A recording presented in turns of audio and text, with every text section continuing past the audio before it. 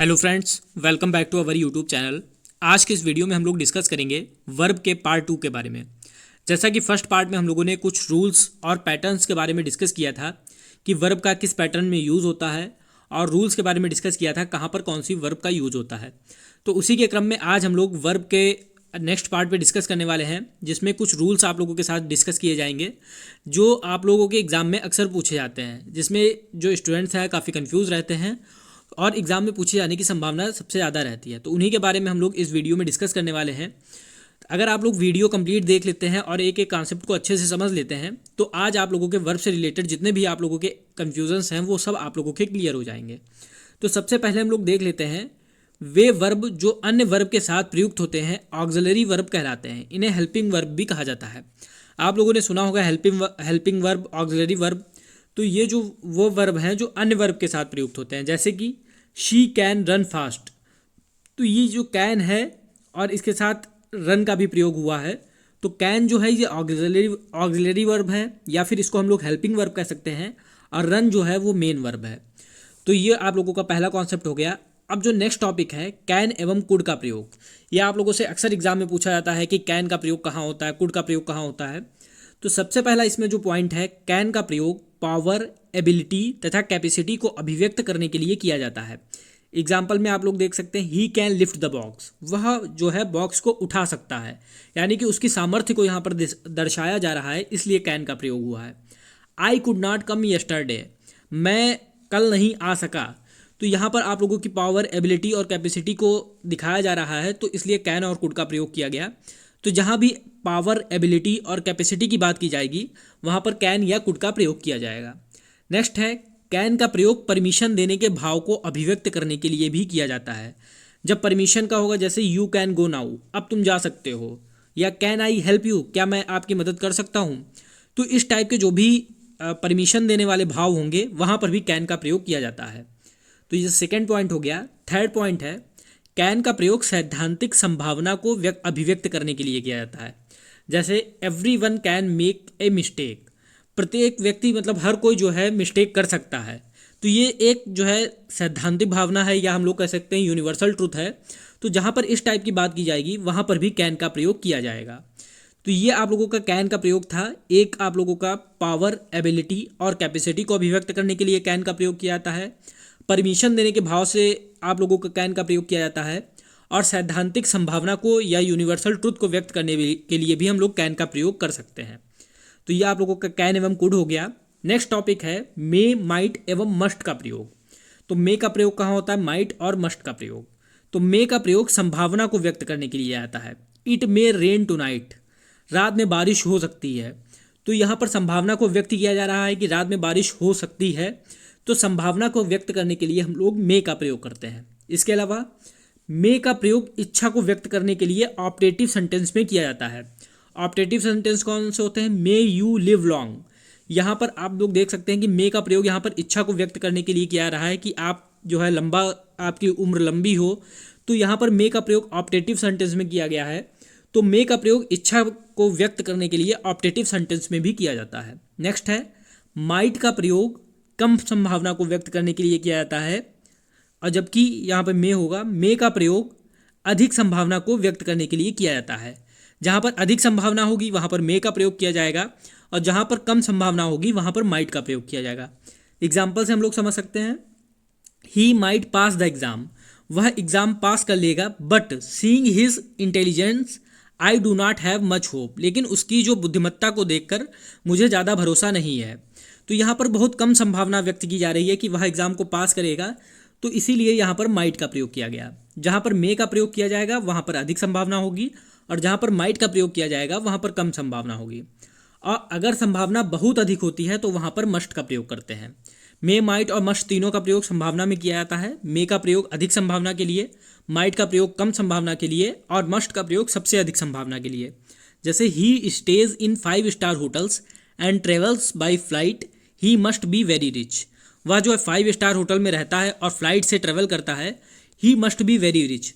तो यहाँ पर उसके अमीर होने की संभावना है जो है वो बहुत ज़्यादा है, इसीलिए यहाँ पर जो है मस्ट का प्रयोग किया गया। तो यहाँ पर भी आप लोगों से संभावना बहुत ज़्यादा होगी, वहाँ पर मस्ट का प्रयोग किया जाएगा। नेक्स्ट है ऑट टू का प्रयोग। ये आप लोगों से काफ़ी पूछा जाता है। ऑट टू का प्रयोग जो है मोरल ऑब्लिगेशन में किया जाता है या फिर ड्यूटी को व्यक्त करने के लिए किया जाता है। जैसे we are to love our country, हमें अपनी कंट्री से, अपने देश से प्रेम करना चाहिए।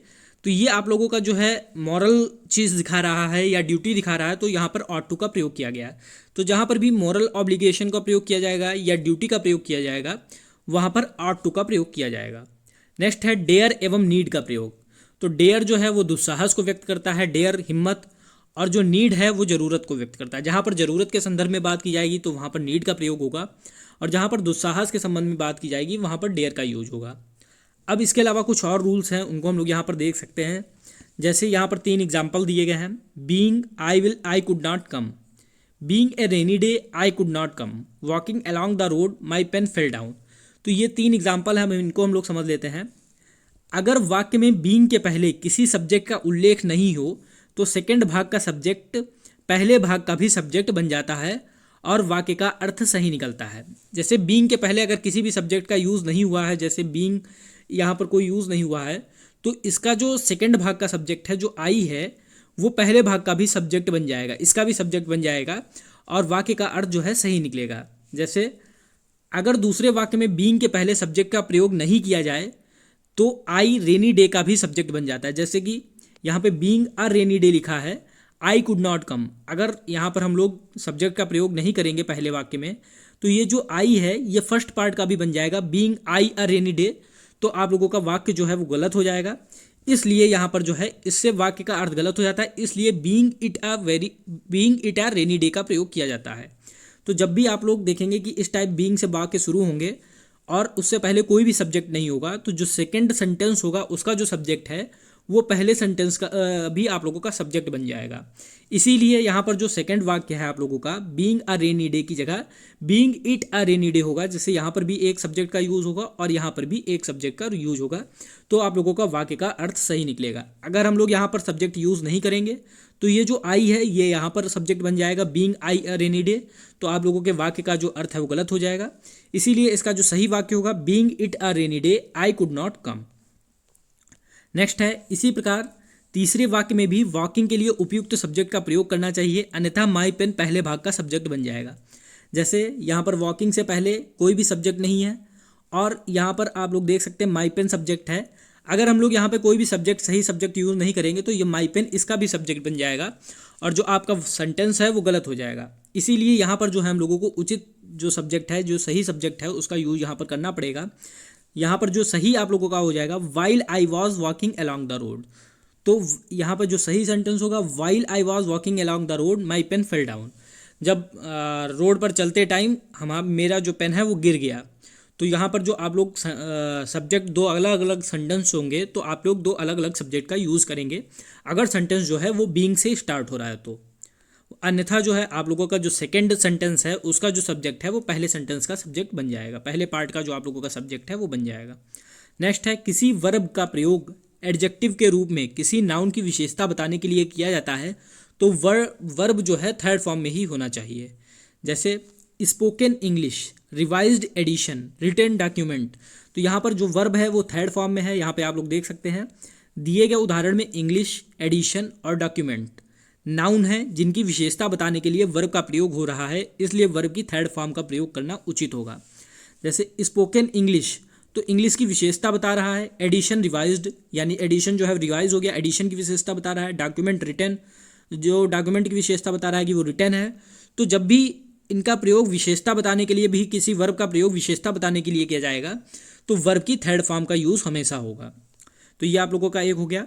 लेकिन अगर वर्ब की जारी अवस्था में दिखाया जाए तो वर्ब के साथ आईएनजी का प्रयोग किया जाता है। जैसे rising price, developing country, steaming cup of T, तो यहाँ पर तीनों सेंटेंस में आप लोगों को वर्ब जो है जारी अवस्था में दिखाया जा रहा है, इसीलिए तीनों वर्ब में आईएनजी का यूज़ हुआ है। तो ये आप लोगों का एक हो गया कि अगर किसी वर्ब का प्रयोग एडजेक्टिव के रूप में करना है और तो उसको हम लोग थर्ड फॉर्म में यूज करते हैं, जैसे spoken English, revised edition, written document. और अगर जारी अवस्था में दिए जो भी आप लोगों का जारी अवस्था में वर्ब का यूज़ किया जाएगा तो उसके साथ आईएनजी का यूज़ हो जाएगा। तो ये एक आप लोगों का रूल हो गया। नेक्स्ट, अगर क्रिया का प्रयोग नाउन फॉर्म में किया जाए तो उसे जीरंड इन्फिनेटिव में होना चाहिए। जैसे जो कोई भी क्रिया है उसको अगर नाउन में प्रयोग किया जाए, जैसे स्मोकिंग, स्विमिंग, तो जीरंड या इन्फिनेटिव हो जाएगा। जैसे smoking is a prohibited here, तो जीरंड में यूज़ हो गया। Swimming is a good exercise, swimming करना एक गुड एक्सरसाइज है, तो स्विमिंग का प्रयोग नाउन के रूप में किया गया, तो यहाँ पर जीरंड का यूज़ किया गया। तो जब भी किसी क्रिया का प्रयोग नाउन फॉर्म में किया जाएगा तो जीरंड या फिर इन्फिनेटिव में उसका प्रयोग किया जाएगा। जैसे स्मोकिंग, स्विमिंग, ये आप लोगों के जीरंड फॉर्म में प्रयोग किए गए हैं, क्योंकि यहाँ पर स्मोकिंग और स्विमिंग जो है नाउन के रूप में यूज किया गया है। नेक्स्ट है, किसी क्रिया कैसे हुआ, ये एडवर्ब ऑफ मैनर बताता है, और एडवर्ब ऑफ मैनर सामान्यतः एलवाई में समाप्त होता है। जैसे ही वर्क्स ऑनेस्टली, वह ईमानदारी से काम करता है। ही टॉक्स पोलाइटली, वह सभ्यता से बात करता है। तो इस टाइप के जो भी वर्ड हैं वो एडवर्ब ऑफ मैनर कहलाते हैं, और एडवर्ब ऑफ मैनर जो भी होते हैं वो हमेशा एलवाई में ही खत्म होते हैं। तो जो भी जहाँ पर भी एडवर्ब ऑफ मैनर का यूज़ होगा वहाँ पे ऑनेस्टली, पोलाइटली, इस टाइप से शब्दों का यूज़ होगा। नेक्स्ट है, अगर वर्ब हमारी पांचों इंद्रियों से संबंधित हों तो उसके बाद एडवर्ब नहीं एडजेक्टिव का प्रयोग होता है। जैसे कि ही लुक्स ऑनेस्ट, वह ईमानदार दिखता है। ही साउंड्स पोलाइट, उसके जो आवाज़ है वो सभ्य है या पोलाइट है। तो इस टाइप जब भी आप लोगों के वर्ब जो है पांचों इंद्रियों से संबंधित होगी तो उसका जो प्रयोग है वो एडजेक्टिव के रूप में किया जाएगा। तो ही लुक्स ऑनेस्ट, पोलाइट, तो यहाँ पर एडजेक्टिव के रूप में प्रयोग किया जा रहा है वर्ब का। तो जब भी पांचों इंद्रियों से संबंधित होगी तो एडजेक्टिव का प्रयोग होगा, वर्ब का प्रयोग एडजेक्टिव के रूप में होगा। नेक्स्ट है, अगर इंजॉय के बाद ऑब्जेक्ट का प्रयोग हो तो रिफ्लेक्सिव प्रोनाउन नहीं लगाया जाता, परंतु ऑब्जेक्ट का उल्लेख नहीं होता है तो रिफ्लेक्सिव प्रोनाउन का प्रयोग होता है। जैसे कि ही वॉज अपसेंट, तो इंजॉय के बाद ऑब्जेक्ट का प्रयोग नहीं हुआ है, तो यहाँ पर हम लोगों ने रिफ्लेक्सिव प्रोनाउन नहीं लगाया है। ही अपसेंटेड हिमसेल्फ, तो यहाँ पर आप लोगों का अपसेंट के बाद में ऑब्जेक्ट का प्रयोग हो रहा है तो हम लोगों ने रिफ्लेक्सिव प्रोनाउन का यूज़ किया है। तो हिमसेल्फ, हरसेल्फ, देमसेल्फ, इस टाइप के जो प्रोनाउन होते हैं वो रिफ्लेक्सिव प्रोनाउन कहलाते हैं। और जहाँ पर भी ऑब्जेक्ट नहीं आएगा तो वहाँ पर आप लोगों का रिफ्लेक्सिव प्रोनाउन का यूज़ नहीं होगा। जहाँ पर भी ऑब्जेक्ट का यूज़ होगा वहाँ पर आप लोगों का रिफ्लेक्सिव प्रोनाउन का यूज़ होगा। नेक्स्ट है, अगर एक्यूट का अर्थ बरी करना है तो एक्यूट के साथ रिफ्लेक्सिव प्रोनाउन का प्रयोग नहीं होता है। अगर एक्यूट का अर्थ व्यवहार करना है तो एक्यूट के साथ रिफ्लेक्सिव प्रोनाउन का प्रयोग होता है। जैसे the court acquitted him, court ने उसे बरी कर दिया, तो यहाँ पे बरी करने के संबंध में आया, तो यहाँ पर हम लोगों का हिमसेल्फ जो है वो गलत हो जाएगा। ये ऐसे ही आप लोगों से जो एग्जाम में पूछ लिया जाता है, the court acquitted the court acquitted himself, तो ये आप लोगों का गलत हो जाएगा। द कोर्ट एक्यूटेड हिम, जब भी बरी करने के संबंध में आएगा तो एक्यूट का ही प्रयोग होगा, रिफ्लेक्सिव प्रोनाउन का प्रयोग नहीं होगा। और जब आप लोगों का व्यवहार के संबंध में आएगा, he acquitted himself well during the right, उसने जो है दंगों के दौरान अच्छा जो है व्यवहार किया या अच्छे से उसने व्यवहार किया, तो यहाँ पर आप लोगों का व्यवहार करने के संबंध में आ रहा है तो एक्यूट हिमसेल्फ रिफ्लेक्सिव प्रोनाउन का यहाँ पर प्रयोग किया गया। तो जहाँ पर भी आप लोगों का बरी करने के संबंध में एक्यूट आएगा तो वहाँ पर आप लोगों का रिफ्लेक्सिव प्रोनाउन का प्रयोग नहीं होगा, और जहाँ पर भी व्यवहार के संबंध में आएगा वहाँ पर आप लोगों का रिफ्लेक्सिव प्रोनाउन का प्रयोग किया जाएगा। नेक्स्ट है, अगर रिकंसाइल का अर्थ सुलह करना है तो रिकंसाइल के साथ रिफ्लेक्सिव प्रोनाउन का प्रयोग नहीं होता है। अगर रिकंसाइल का अर्थ जो है बेमन से ही पर स्वीकार कर लेना है तो रिफ्लेक्सिव प्रोनाउन का प्रयोग होता है। जैसे I reconciled with him after the bitter argument, उसने जो है आई रिकंसाइल्ड विद हिम, मैंने उसके साथ जो है सुलह कर ली आफ्टर द बिटर आर्ग्यूमेंट के बाद मैंने उसके साथ जो है सुलह कर ली। तो यहाँ पे सुलह करने के संबंध में आया है, तो यहाँ पर जो हिम है उसका प्रयोग रिफ्लेक्सिव प्रोनाउन के रूप में नहीं किया गया। लेकिन नेक्स्ट जो आप लोगों का सेंटेंस है, he reconciled himself to the arrogant attitude of his boss, तो यहाँ पर जो है रिकंसाइल का जो यूज़ हो रहा है वो बेमन से ही पर स्वीकार कर लेने के अर्थ में हो रहा है।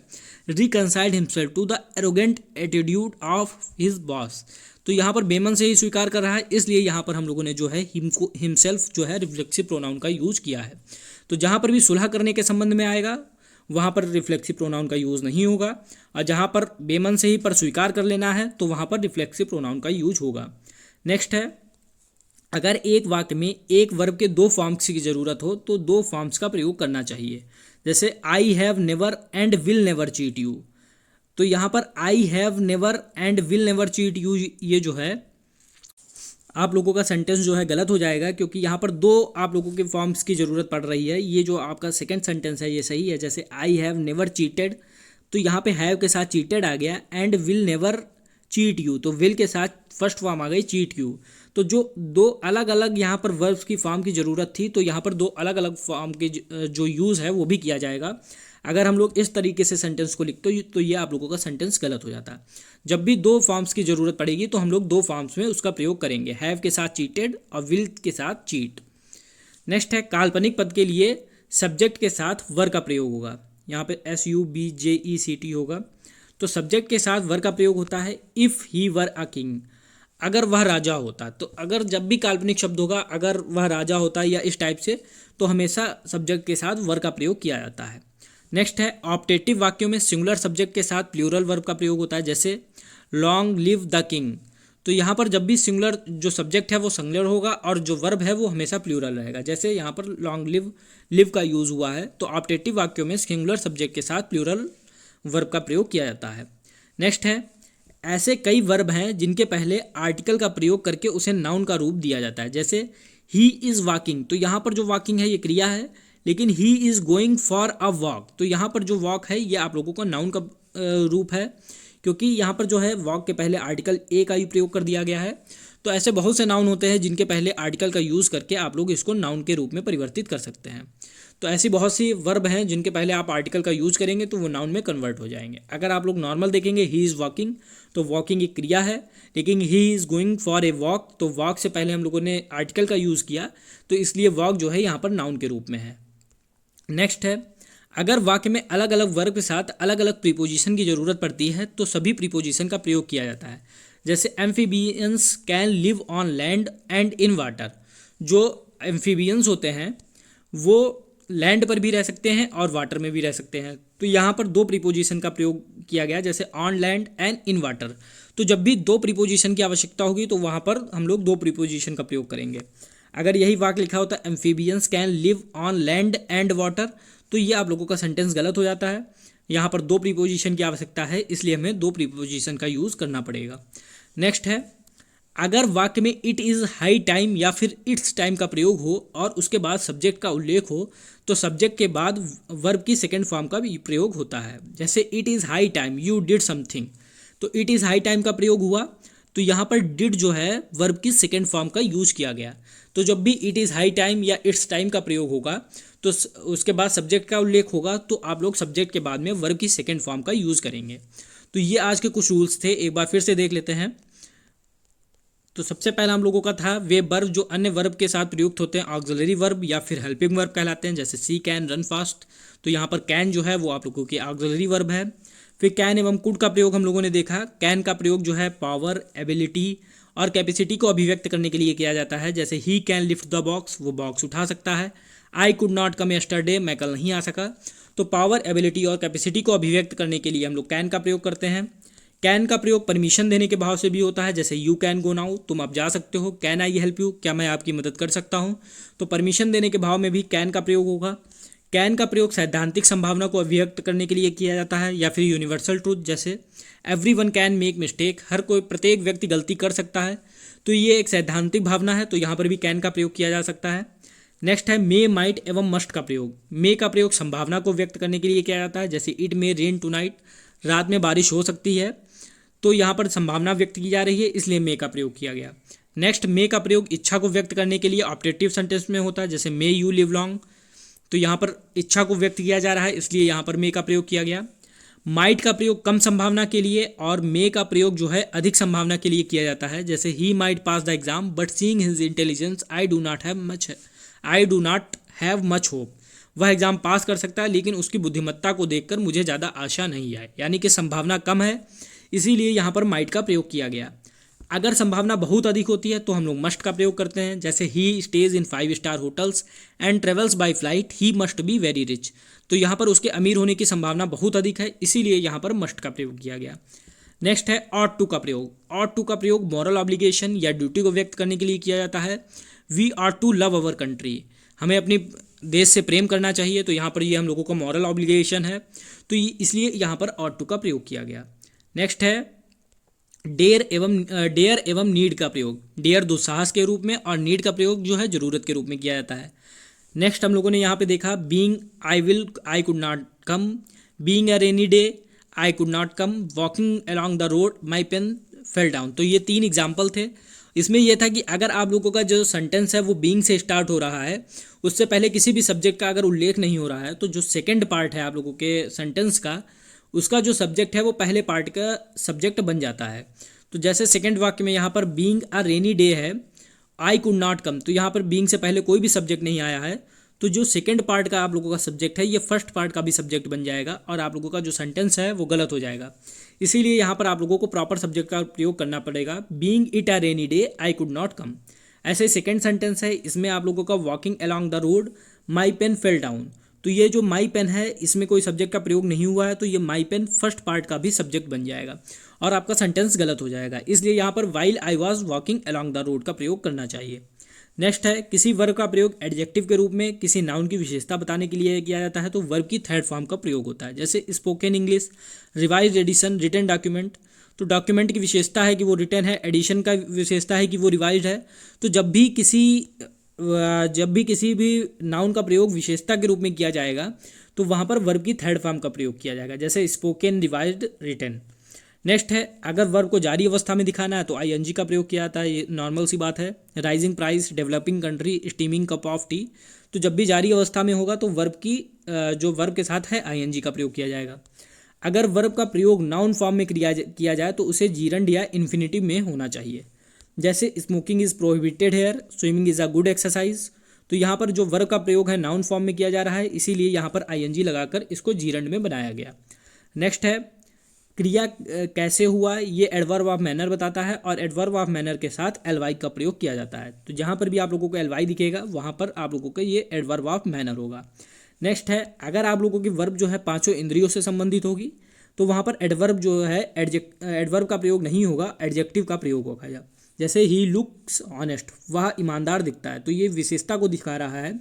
तो जहाँ भी वर्ब का प्रयोग जो है इंद्रियों के साथ संबंधित होगा तो वहाँ पर ये जो आप लोगों के वर्ब है वो एडजेक्टिव का रोल दिखाएगी। नेक्स्ट है, अगर एंजॉय के बाद ऑब्जेक्ट का प्रयोग होता है तो रिफ्लेक्सिव प्रोनाउन नहीं लगाया जाता, परंतु अगर ऑब्जेक्ट का उल्लेख नहीं होता है तो रिफ्लेक्सिव प्रोनाउन का प्रयोग होता है।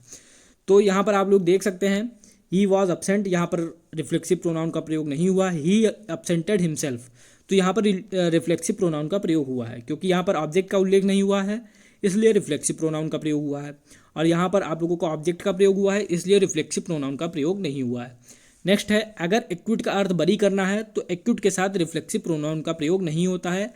अगर एक्यूट का अर्थ व्यवहार करना है तो एक्यूट के साथ रिफ्लेक्सिव प्रोनाउन का प्रयोग होता है। जैसे द कोर्ट एक्यूटेड हिम, तो यहाँ पर बरी करने का अर्थ है इसलिए यहाँ पर रिफ्लेक्सिव प्रोनाउन का यूज़ नहीं हुआ है। He acquitted himself well during the right, तो यहाँ पर व्यवहार करने के संबंध में है इसलिए यहाँ पर रिफ्लेक्सिव प्रोनाउन का प्रयोग हुआ है। नेक्स्ट है, अगर रिकनसाइल का अर्थ सुलह करना है तो रिकनसाइल के साथ रिफ्लेक्सिव प्रोनाउन का प्रयोग नहीं होता है। जैसे I reconciled with him after the bitter argument, तो यहाँ पर आप लोगों का जो है रिफ्लेक्सिव प्रोनाउन का ही प्रयोग नहीं हुआ है। अगर रिकनसाइल का अर्थ बेमन से ही पर स्वीकार कर लेने के अर्थ में हो तो रिफ्लेक्सिव प्रोनाउन का प्रयोग होता है। जैसे he reconciled himself to the arrogant attitude of his boss, तो यहाँ पर रिफ्लेक्सिव प्रोनाउन का प्रयोग हुआ है क्योंकि यहाँ पर बेमन से ही पर स्वीकार कर लेने के अर्थ में हुआ है। जब सुलह करने के अर्थ में होगा तो फिर आप लोगों का जो रिफ्लेक्सिव प्रोनाउन है उसका प्रयोग नहीं होगा। नेक्स्ट है, अगर एक वाक्य में एक वर्ब के दो फॉर्म्स की जरूरत हो तो दोनों फॉर्म्स का प्रयोग करना चाहिए। जैसे I have never and will never cheat you, तो ये सेंटेंस आप लोगों का गलत है क्योंकि हैव के साथ उसके चीटेड आएगा और विल के साथ आप लोगों का चीट आएगा, तो दोनों फॉर्म की ज़रूरत है तो दोनों फॉर्म का यूज़ किया जाएगा। नेक्स्ट है, काल्पनिक पद के लिए सब्जेक्ट के साथ वर का प्रयोग किया जाता है। जैसे if he were a king, काश वह एक राजा होता, तो इस टाइप के जो भी वर्ड हैं उनके साथ वर का प्रयोग किया जाता है। ऑप्टेटिव वाक्यों में सिंगुलर सब्जेक्ट के साथ प्लूरल वर्ब का प्रयोग किया जाता है, जैसे long live the king. Next है, ऐसे कई वर्ब हैं जिनके पहले आर्टिकल का प्रयोग करके उससे नाउन का प्रयोग किया जाता है। जैसे he is going for a walk, तो वॉक से पहले आर्टिकल का यूज़ करके इसको नाउन में कन्वर्ट कर दिया गया। नेक्स्ट है, अगर वाक्य में अलग अलग वर्ब के साथ अलग अलग प्रीपोजिशन की ज़रूरत पड़ती है तो सभी प्रीपोजिशन का प्रयोग किया जाता है। जैसे amphibians can live on road and in water, तो दो प्रीपोजिशन की यहाँ पर ज़रूरत थी तो दोनों प्रीपोजिशन का प्रयोग किया गया, जैसे on land and in water. Next है, अगर वाक्य में इट इज़ हाई टाइम या इट्स टाइम का प्रयोग हो तो उसके बाद सब्जेक्ट का उल्लेख हो तो सब्जेक्ट के साथ वर्ब की सेकंड फॉर्म का प्रयोग होता है। जैसे it is high time you did something, तो इट इज़ हाई टाइम का प्रयोग हुआ, उसके बाद में सब्जेक्ट आया तो वर्ब की जो है सेकंड फॉर्म का यूज़ किया गया। तो फ्रेंड्स, ये थे वर्ब से रिलेटेड कुछ कॉन्सेप्ट्स जो हम लोगों ने पार्ट 1 और पार्ट 2 करके डिस्कस किया। अब जितने भी आप लोगों के डाउट्स हैं वो आप लोगों के दूर हो गए होंगे, और जितने भी क्वेश्चंस आप लोगों के एग्जाम में पूछे जाएंगे वो इन सब कॉन्सेप्ट से रिलेटेड ही पूछे जाएंगे। तो अगर आप लोग इन सब कॉन्सेप्ट को क्लियर कर लेते हैं तो एग्जाम में जितने भी क्वेश्चंस आएंगे उनको आप लोग आसानी से कर ले जाएंगे। तो फ्रेंड्स, आज की वीडियो में सिर्फ इतना ही, मिलते हैं नेक्स्ट वीडियो में। Thank you.